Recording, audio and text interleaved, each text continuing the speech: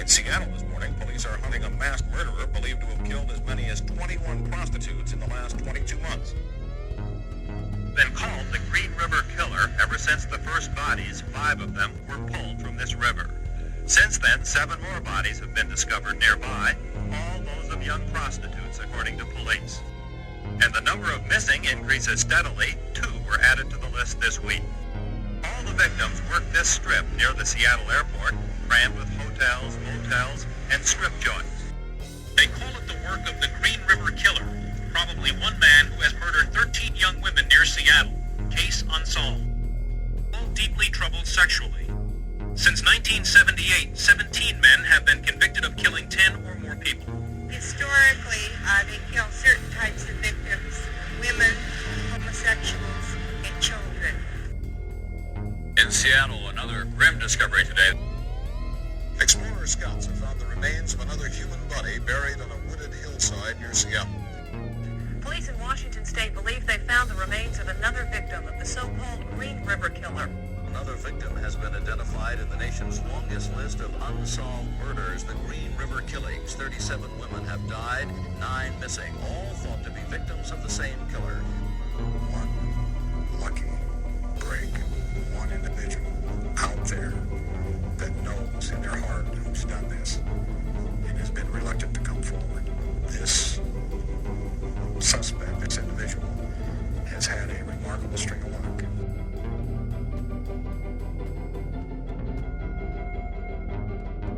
In the early 80s, police in Washington State tied the deaths of 49 young women to the so-called Green River Killer.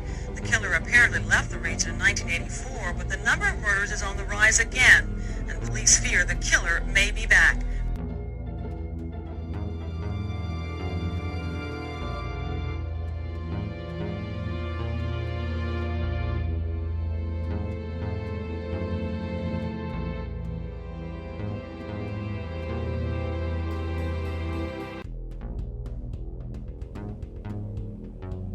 Hello and welcome to the Deathcast. I am your host, best-selling author Ian Totten. I'd like to thank you for joining me as we prepare to take our second look at the crimes of Gary Leon Ridgway, also known as the Green River Killer. Before we dive into it, a couple of show notes. If you'd like to follow me on social media, you can find me on Facebook, Instagram, and MeWe. Just look for Ian Totten, author. We've actually had something of an explosion in new fans on the Facebook Deathcast group this week, so thank you all for joining. Got some good people in there, post some pretty fun and disturbing content, a lot of serial killer memes and other dark jokes. You can also find me on YouTube under Ian Totten, author. Every episode of this show that comes out also goes up on YouTube simultaneously, so if you're more interested in watching video versions as opposed to sitting there with earplugs in and listening to a podcast, go check that out.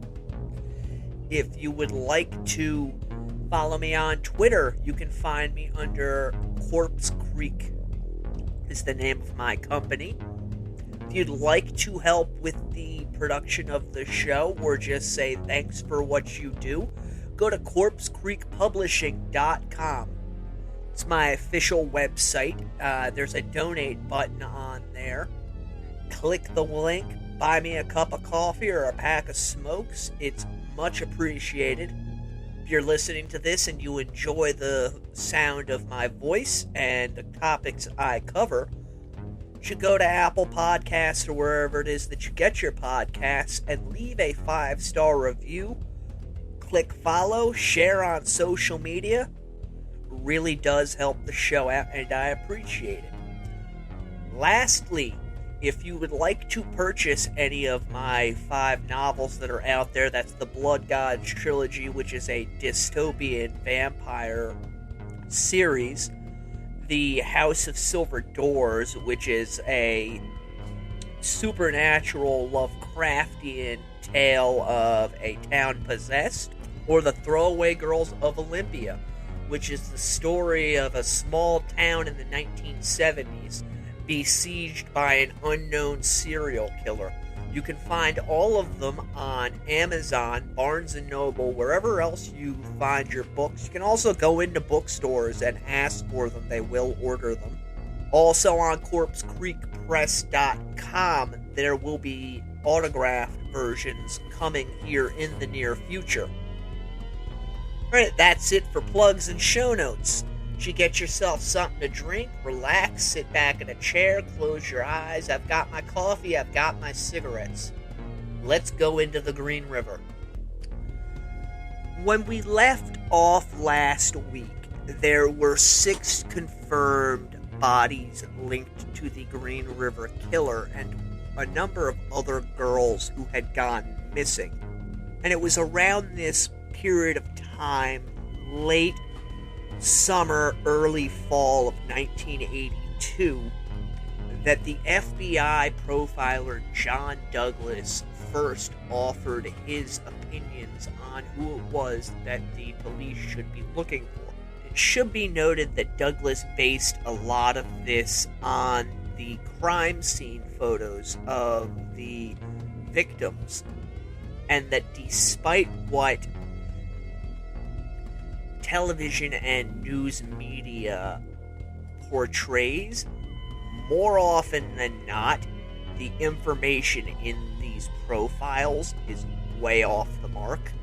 It has gotten slightly better in the last decade or so, but especially back in 1982, the profiles were largely garbage. And I know there's going to be some people who are like, oh, it's John Douglas, and, he knows what he's talking about with all this stuff. He understands some of these things, but the reality is each one of these cases is unique in and of itself. So while he might be able to speculate about certain aspects of a particular crime, the fact of the matter is there is no way that he can nail every aspect of a particular suspect. And realistically, if you go back and look at profiles that he did versus the individuals who were later caught, there are a few things in those profiles that are right. But by and large, they're not. And that's not to take away anything from Douglas and the behavioral sciences unit. They have made some major advances in the apprehension, tracking, and understanding of serial killers. He and his partners were really the first ones to look at all the various different types of serial murder and be able to, lump them together into different classifications, which, by and large, are correct as we understand it. However, this narrative that's out there now that he's, basically a legendary individual who's infallible is completely undeserving, specifically when you look at the stuff he has done in the last 15-20 years, where he comes out on the side of a defendant and everyone takes that as being absolute gospel truth, when the reality is the defense paid him and they're not going to put out something that is detrimental to their client. A perfect example of that are the 3 convicted murderers in the West Memphis 3. They're convicted, they're still convicted. Douglas was hired by the defense and came out and said, oh no, they couldn't possibly have done that. It's bullshit. Anyways, he looked at the victimology. This is back in 1982 when the first 6 victims had been found, and deduced that they had all been prostitutes or street people, and that their age and race did not seem to matter to the killer. He also felt that no matter how savvy these individuals were, the killer was able to outsmart them. He thought that the public's belief that the killer might possibly be a cop was probably on target. He also felt that the individual who was responsible for these crimes was the sole individual responsible for them, and that he was also comfortable at the crime scenes as well as unconcerned with being discovered either with the bodies or at the crime scenes themselves. He also stated that the killer most likely felt no remorse over committing the murders, and that he felt that he was doing a service to mankind by killing these prostitutes.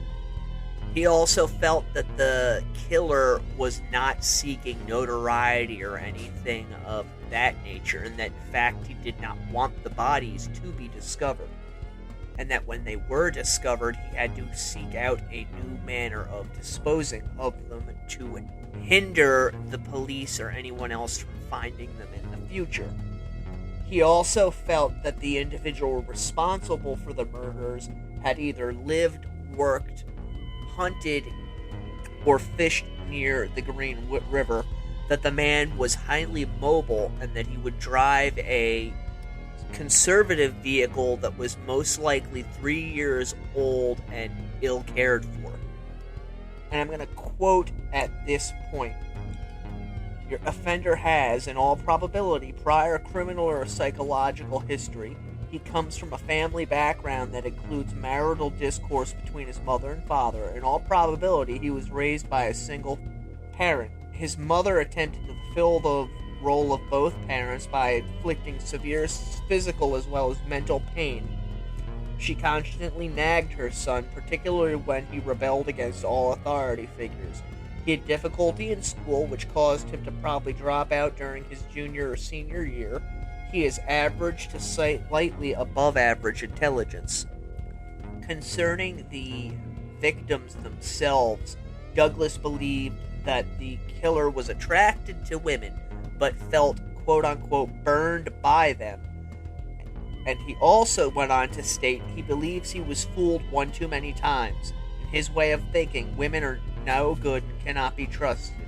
He feels women will prostitute themselves for whatever reason, and when he sees women openly prostituting themselves, it makes his blood boil. He also felt that the killer came to the strip because he had recently suffered a failure in a relationship. He seeks prostitutes because he is not the type of individual who can hustle women in a bar. He does not have any fancy line, as he is basically shy and has very strong personal feelings of his inadequacies. Having sex with these victims may be the initial aim of your subject, but when the conversation turns to play for pay, this causes flashbacks in his memory of times past with other women. These memories are not pleasant. The straightforwardness of prostitutes is very threatening to him. They demonstrate too much power or control over him. Douglas further went on to state that he believed the killer was quote-unquote mentally comfortable killing these women, and that he was comfortable doing it because of these feelings that arose in him when money was demanded. In describing the killer, Douglas said that your offender will be in relatively good physical shape. He will not be extremely thin or fat. He was somewhat of an outdoorsman. We would expect him to be in an occupation that requires more strength and skill, i.e. laborer and maintenance. The problem with this description is that, according to many different accounts, it described more than half of the individuals who lived in Kings County at that period of time. So basically, it was such a wide net that there was really no way to narrow down or zero in on any one individual. And that is what I was talking about when I was discussing how off the mark many of these profiles can be. This one specifically, it's such a wide open description of an individual that it's next to impossible to narrow it down to one person. He may as well have said this individual probably lives inside of a building, drives a vehicle, and is a city dweller. That's how sparse the profile was as far as getting down to the nitty-gritty of the individual. I will say in Douglas's defense, however, that criminal profiling at this point in 1982 was a very, very new science. And the individuals who were doing these profiles were a very small group. It wasn't like it is now, where they have a whole division inside the FBI dedicated to only this type of work.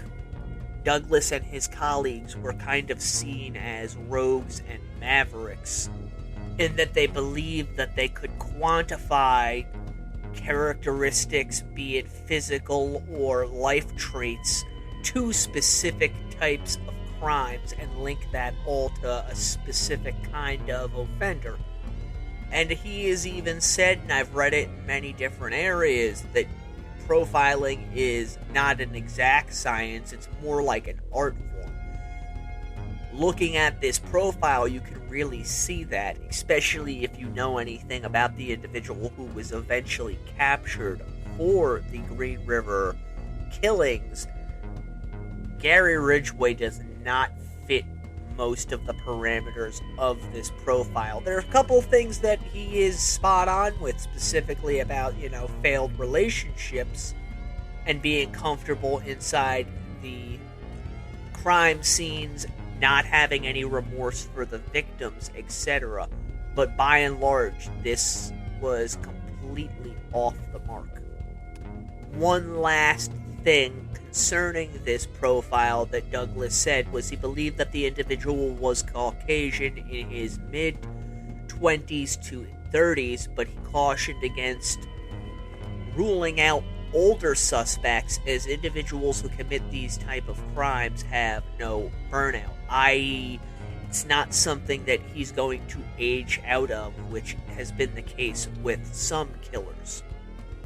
He also stated that the individual they were looking for was nocturnal and was in constant motion, always on the prowl for victims. One thing that came out of this is that Douglas had a number of ideas of how the media could help flush the killer out into the public eye, stating that if the media were to basically come out and say that advances in technology and science were making it easier to figure out who was responsible, that the killer might in fact interject himself into the investigation, therefore tipping his hand. And this isn't a bad idea as far as it goes. It has worked in other cases, most notably one that my friends over at the Coast Conspiracy Guys just covered was Ian Huntley, who killed 2 young girls in Britain back in the early to mid 2000s. He did in fact interject himself into the investigation and in fact tried to learn what the cops knew concerning DNA. And these questions of his actually made him more suspicious to them. So it was a good ploy to maybe attempt to try and use in this case. Unfortunately, this killer was not the type of individual who wanted recognition for his crimes. On September 20th, 1982, 15-year-old Deborah Lorraine Estes disappeared. Deborah was described as something of a wild child who looked at life as a game, and she oftentimes ran away from home when her parents did or said something that she disagreed with. The last time she had run away from her parents' home was in July 1982 when Deborah came home with a woman by the name of Becky and asked if Becky could live with them. Now, Becky was a few years older than their daughter, and the Estes flat out said, no, not happening. Because of this, Deborah ran away with Becky, and Becky eventually found an apartment in one of the local projects. Unfortunately, Deborah ended up meeting a man whose name has, to the best of my knowledge, not been publicly released. She told people that this individual who was in his 20s was her boyfriend, but reality was he was her pimp. And Becky and Deborah were soon seen at all of the various hotel rooms, bars, and strip clubs along the Sea-Tac. In September of 1982, Deborah had gone to a King County deputy and told them that she had been hitchhiking when a man in a white pickup truck opened his door and agreed to take her to the Sea-Tac Mall. The man had driven elsewhere before demanding that Deborah perform oral sex on him, after which he raped her. The description that she gave of this individual was that he was around 45 and 5 feet 8 inches tall with thinning brown hair and a small mustache. Unfortunately, despite witnesses putting the truck in the forested area where Deborah said the sexual assault happened, she used a false name and then bailed on the police after showing Deborah a laydown, which is a group of mugshots put onto a table from which the witness is to pick the individual who most closely resembles the person that either committed the crime against them or that they saw committing the crime. Unfortunately for Deborah, in the ensuing months, there were reports that she had been seen walking the streets, and in fact, her name was signed in at a number of different hotels along the strip inside the guest registry. So it was very difficult to discern whether or not she was actually missing or had just, kind of gone underground. Linda Jane Rule, 16, went missing on September 26, 1982. Sometime in the afternoon. And when she didn't come back to the apartment that she shared with her quote-unquote boyfriend, the individual thought that she had probably been arrested, as, in his own words, she should not have been working during daylight hours. So that right there, completely blows the first major hole in the profile that was created by John Douglas, as we have a victim who is taking during daylight hours. As with all of the other previous cases, however, no one was really certain of what vehicle they saw Linda get into. On October 8th of 1982, 23-year-old Denise Darcel Bush went missing. Denise was originally from Portland, but because of how little she was making in that area, she would sometimes travel out to Seattle, despite the fact that really all the prostitutes in the state at this point knew somebody was targeting them. The last time Denise was seen, she was crossing Pacific Highway South and South 114th Street. Unlike some of the other victims, however, at the time of her disappearance, Denise was not thought to be out actively looking for Johns. In fact, it was stated that she had actually gone out to go to a convenience store. Somewhere between October 7th and October 9th, 16-year-old Shonda Lee Summers went missing from the exact intersection that Denise Bush had vanished from. Remember, Denise disappeared on October 8th. So either on the same day that Denise disappeared, or within a day or two of that, at the very same intersection, Shonda vanished. And I want to point out here that the reason I'm not diving into all of these victims is because there's so many of them, but it's also difficult to find reliable information on some of them. Yeah, and you're starting really to see, I hope, a pattern in a lot of these girls' lives, and either that they had difficult home lives or they rebelled against their families and ended up out on the streets with a quote-unquote boyfriend, sometimes with a drug habit, and the next thing you know, they're working as prostitutes, sadly.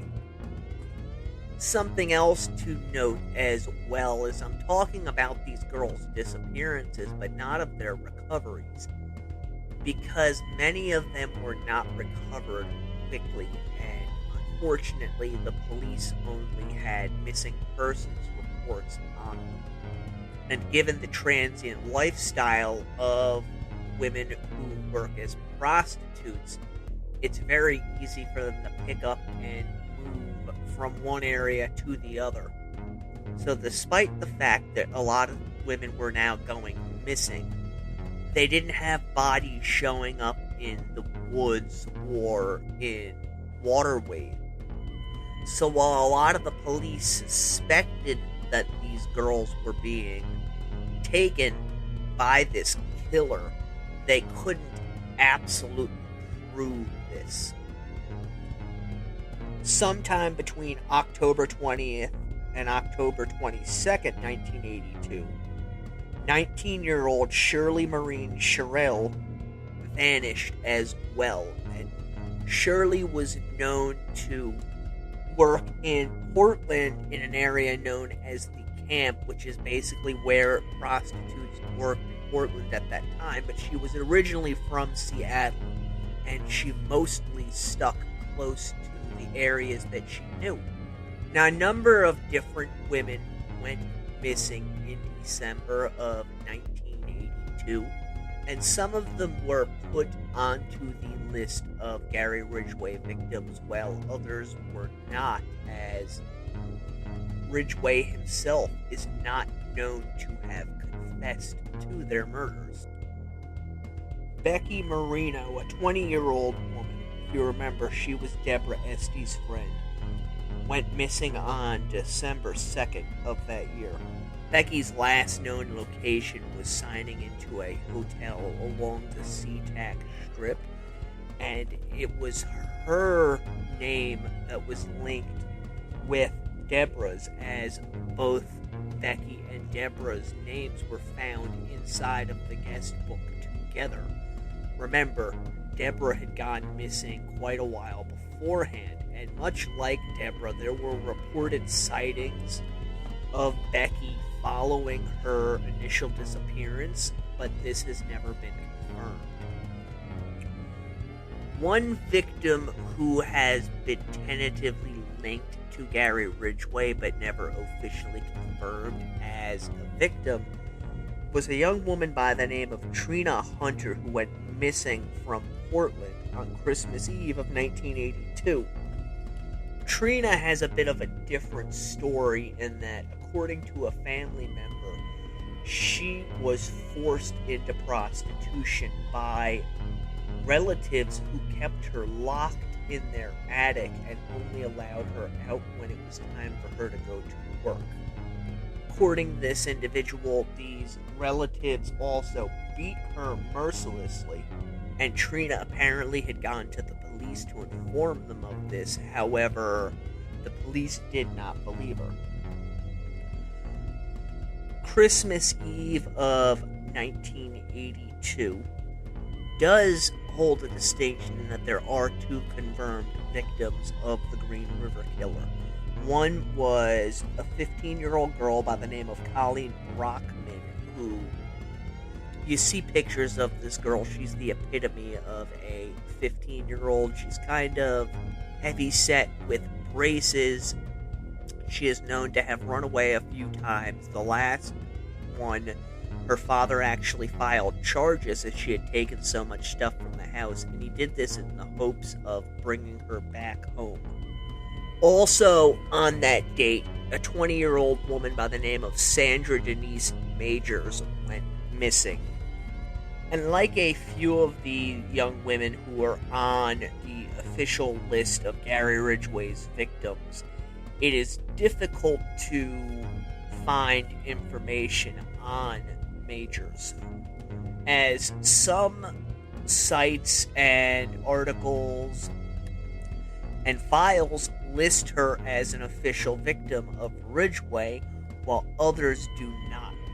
And that's something that you see the more you look into this case, is that on some quote-unquote official lists, one victim will appear, while on others they do not. And the way I look at it, unless they were in a completely different town from where Ridgway was known to have been active on in that period of time, they more likely than not did end up as his victims. An example of this is the Trina Hunter, who really vanished right around the time of these other two girls.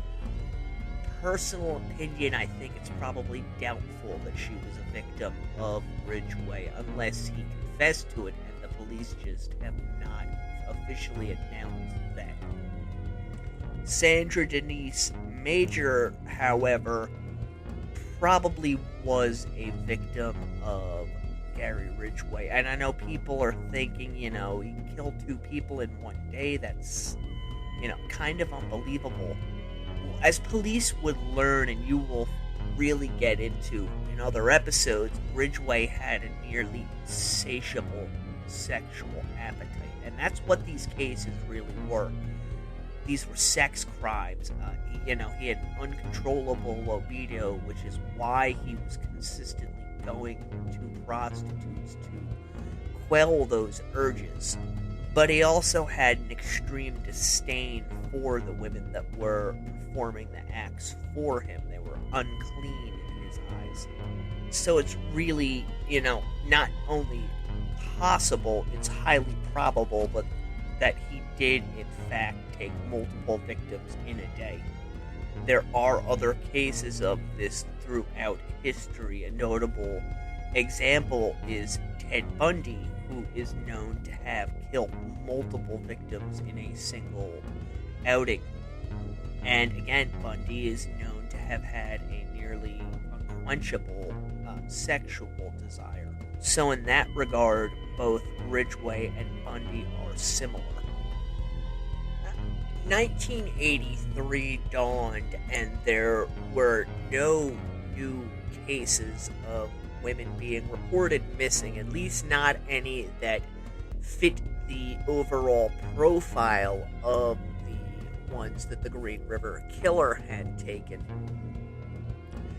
And it's important to point out here that despite the fact that these women had gone missing, a lot of people seem to have this idea back then, and some still do to this day, that the police really weren't doing enough to stop the crimes through late 1982, early 1983, and that could not be further from the truth. Remember, as I talked about last episode, a number of the detectives who were assigned to the initial Green River Task Force had also worked on the task force to hunt down the perpetrator of the Ted murders, who was, again, Ted Bundy.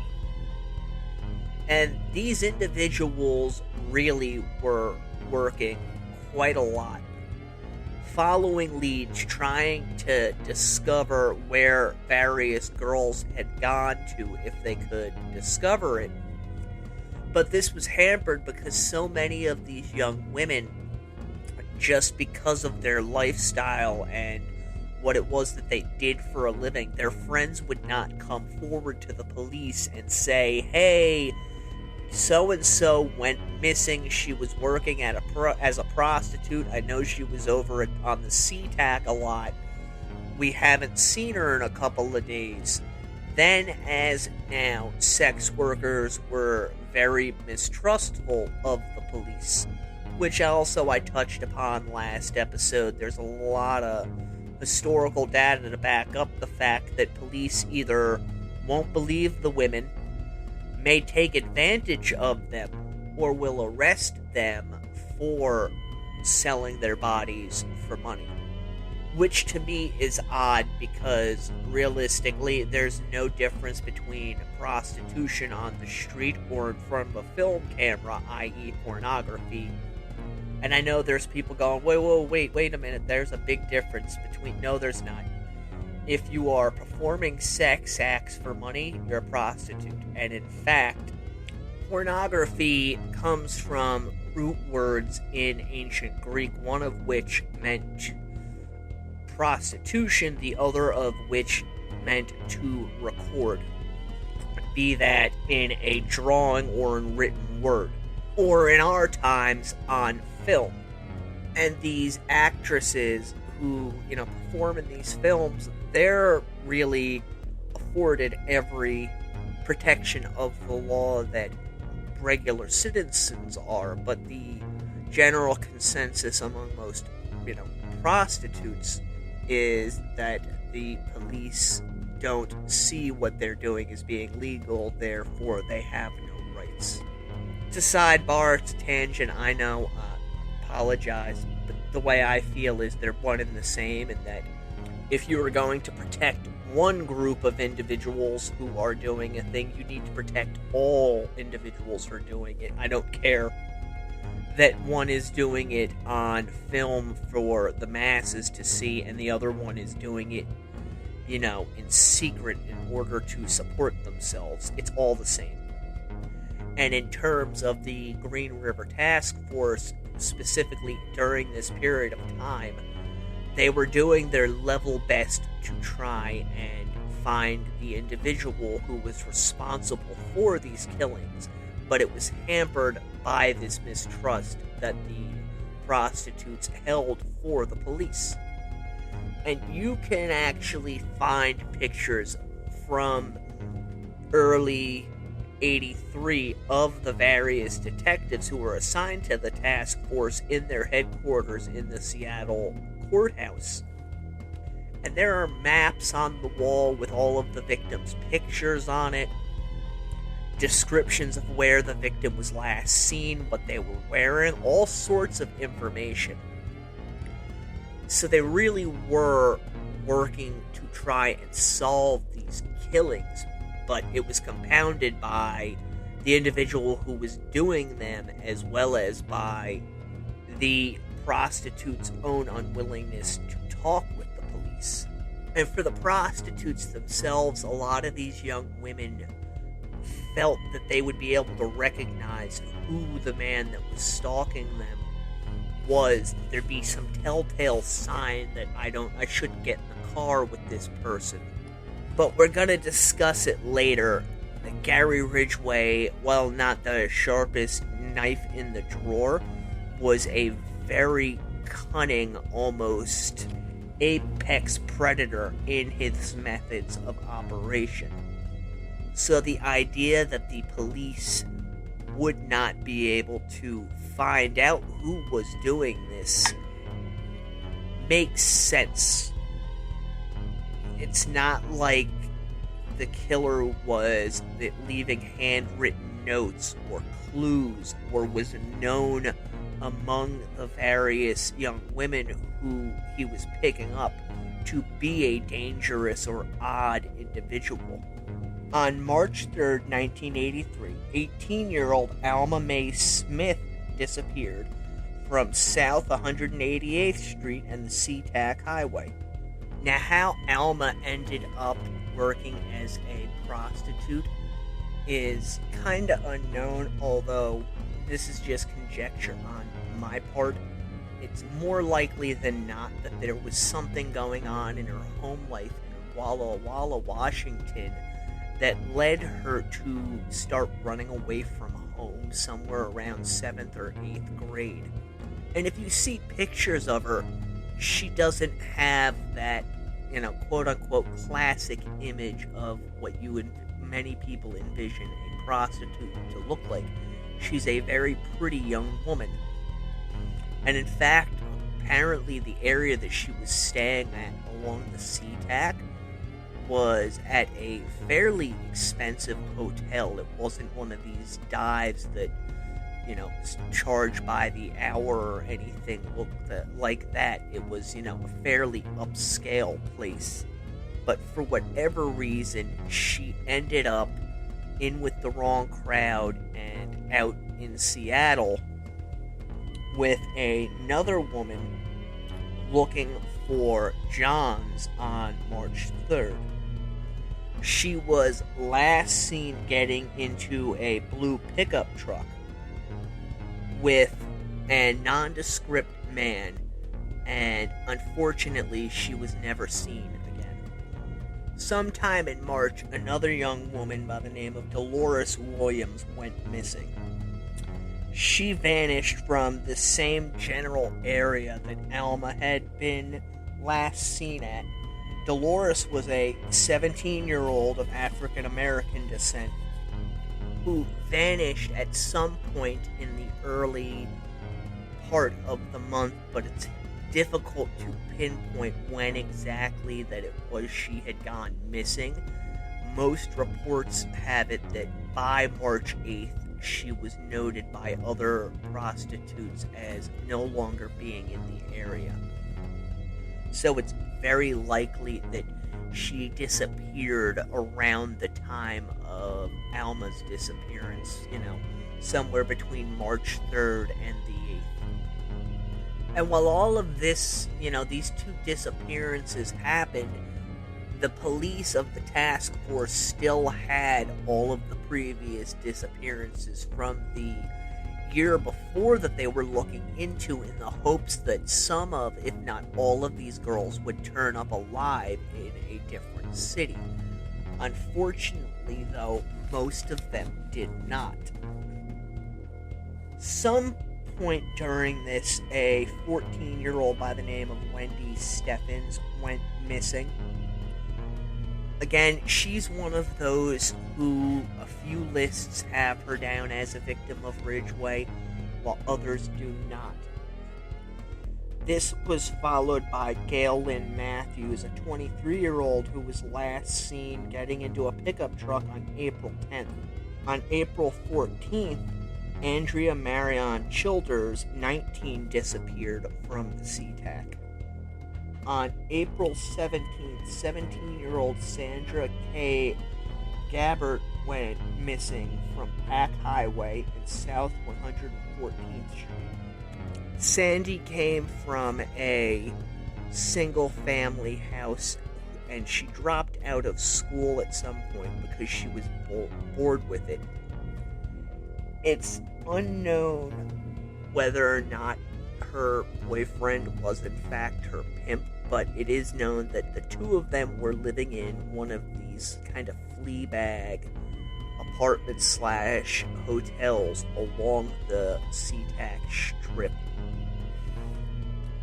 It should also be noted that the area that she disappeared from really was a hotbed of activity as far as where the Green River Killer was plucking his victims from. 144th Street South and Sea-Tac seemed to be his main hub as far as where he would strike.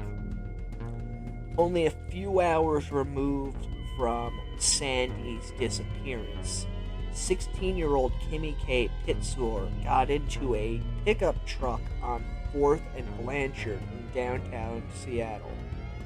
Now, if you see pictures of Kimmy, she almost looks, elvish. She has a very impish demeanor about her, and she's one of those that you look at and you just say, there's no way a girl like that could have been prostituting herself at 16.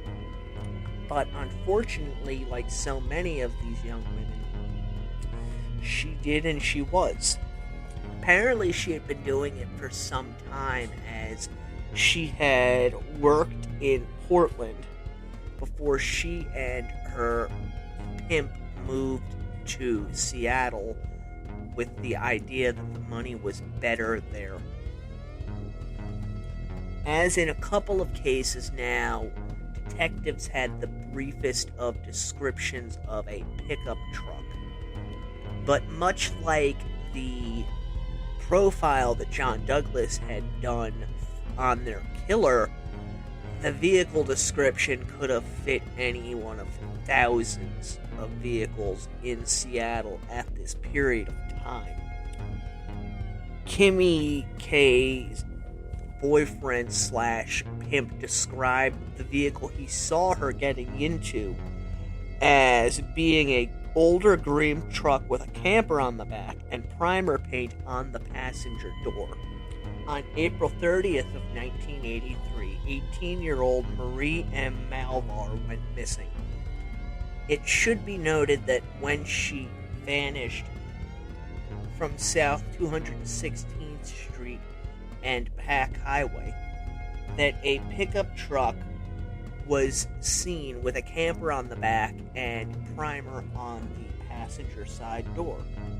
Marie Malvar's disappearance is different from others, however, in that I don't know if he was her boyfriend or pimp or both, but the individual that Marie was with, that has been described in most accounts as her boyfriend, actually paid attention to the vehicles that she got into and would do his best to write down the license plate numbers of those individual cars.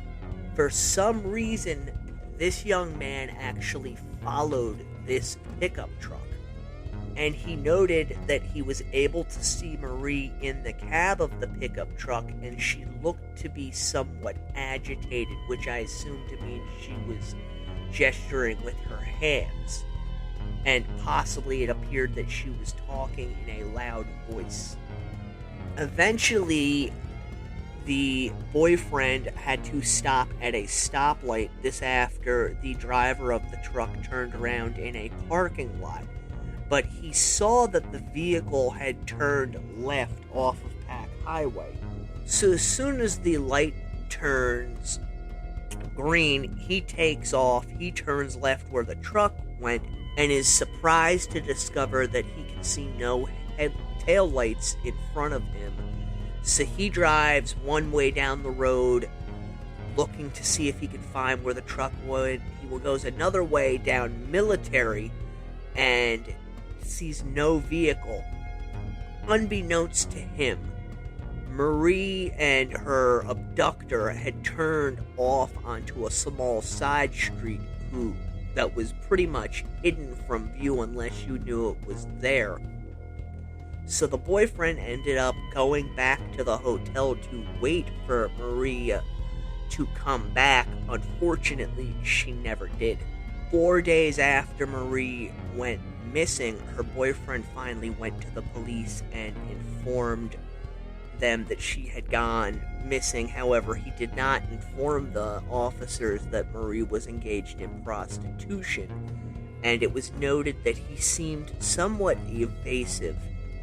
Not long after this, Marie's father came and picked the boyfriend up, as they had not heard from her, and it should be noted that Marie had a fairly strong bond with her family.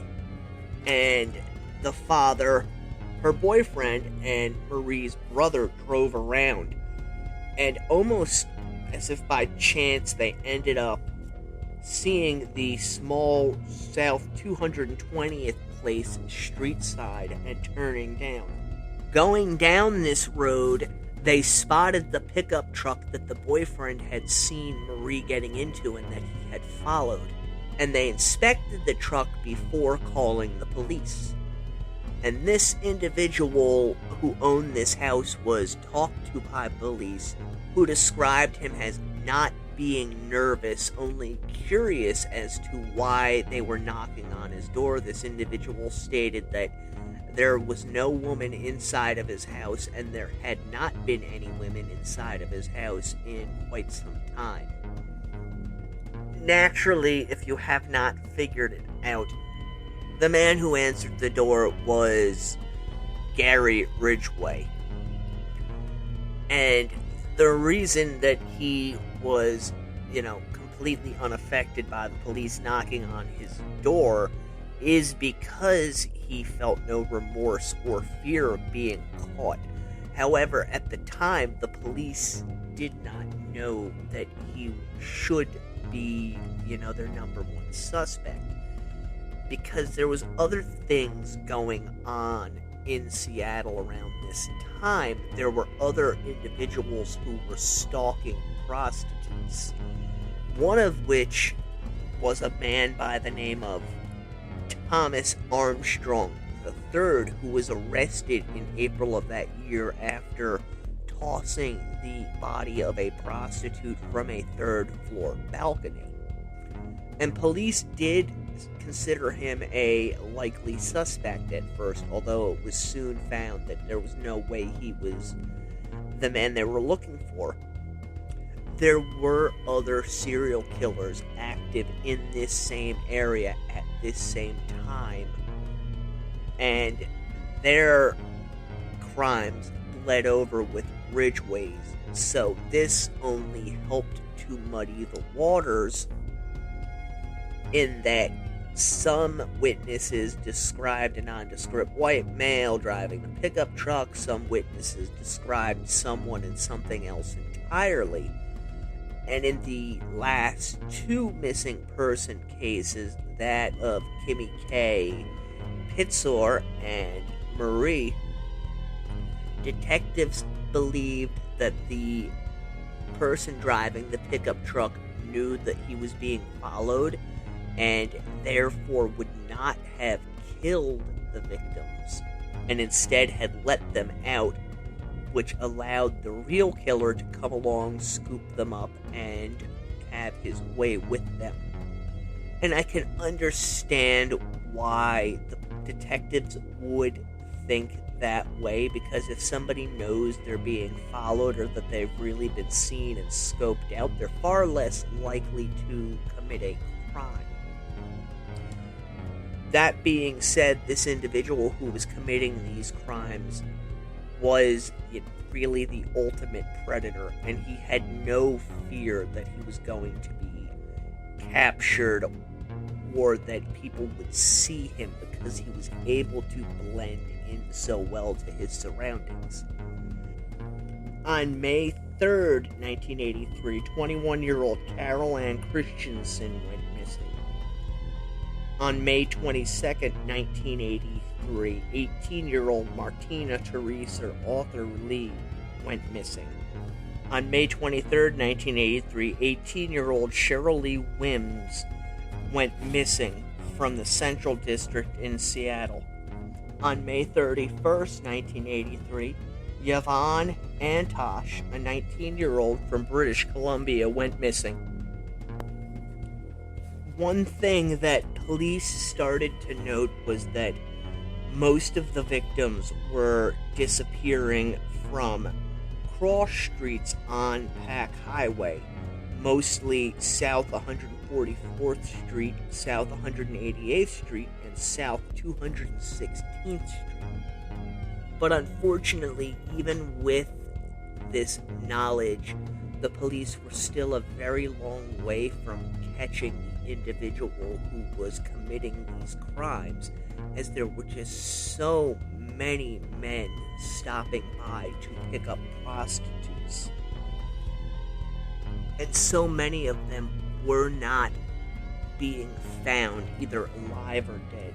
The only exception to this, at this period of time, was Carol Ann Christensen. She was the 21-year-old. She is actually last seen leaving the bar from where she worked. That was on May 3rd. Her body was found in a wooded area on May 8th. But beyond her, all these other girls just seemed to be vanishing into thin air, as it were, with a number of different people believing that, they probably had left the area for greener pastures, which I suppose was an easier thing to imagine, rather than admitting to themselves that, hey, this person that I know probably got in the car with this guy. Sometime between the end of April and June 1983, a 15-year-old high school dropout by the name of Carrie Ann Royce disappeared. On June 8, 1983, 19-year-old Constance Elizabeth, I'm not going to butcher this name, it's Naon, disappeared. Unlike some of the other girls on this list, she also had a straight job working in a sausage factory. Constance, however, was known to have a pretty horrific drug problem, and because of this, she had turned to prostitution. Her car, a 15-year-old Camaro, was found inside of a Red Lion parking lot in June of that year, with most of her possessions inside of it.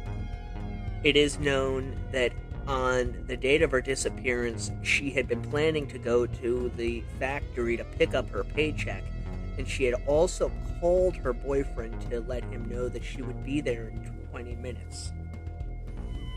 It's more likely than not that that had been her intention, but that while she was in the parking lot, the killer who was prowling the area saw her, and it's very likely that he had had contacts with her in the past and assumed that she was out working and therefore picked her up. Constance, who, as I said, had a drug problem, may have seen this as a way to get some quick money and agreed to go with the man. However, again, she was not seen from that day onward. Police really hadn't put it together at this point, but the killings were slowly moving south along the Sea-Tac highway, almost as though the killer knew when one area was getting too hot for him to take victims from, and decided to preemptively move away from it, only so he could go back to it at a later date. And I think this really shows just how cunning and animalistic the Ridgway's instincts were. Because if a number of girls disappeared from an area, and they just kept disappearing, eventually, pardon how I say this, but the food supply in that area is going to disseminate and move away from it because it knows that's a dangerous area for it to be in. But in moving away from one area after a few abductions, Ridgway was allowing the girls to get a sense of safety and well-being back amongst themselves so that they weren't too spooked that they fled that area. And I know that's an awful analogy to use, but it's the most fitting that I could think of. Another would be that if every day somebody's getting robbed in a single parking lot, eventually people are going to stop using that parking lot and move on to another one. But if the robbers hit there once or twice and then move on to a different parking lot, the people who use that lot, while they might be a little bit more cautious, they're not going to outright abandon it because, hey, it happened once or twice, but now it's not happening here, it's happening over there. Doing this, as I said, allowed Ridgway to keep the girls at ease and, avoid detection by police before moving back to that area to take a victim or two. On July 18, 1983, 22-year-old Kelly Marie Ware disappeared. If you see pictures of Kelly, she is what would best be described as a natural beauty, and people that knew her and had interactions with her said that she really stood out in a crowd. She had this certain flair about her and this look that both men and women took immediate notice of her. In fact, if you find pictures of her online, she stands out from the other victims just based on her looks, the way she carried herself, and as well as how she dressed. But when she disappeared, very few people took notice of it. because like a number of these girls, she was an unknown to the area. She was originally from Portland, and as such really did not know any of the other prostitutes on the strip. So we are going to leave it here for today. Mid-July of 1983. So far, at least 31 young women have gone missing, with 7 bodies having been found, and the police are no closer to catching the perpetrator now than they were at the start of the thing. We will pick it up next week as the spate of disappearances continues, but also the bodies begin to resurface. Until next week, if you enjoy the Deathcast, please like, subscribe, leave a 5-star review. The Deathcast is a production of Corpse Creek Publishing. Till next week, stay morbid.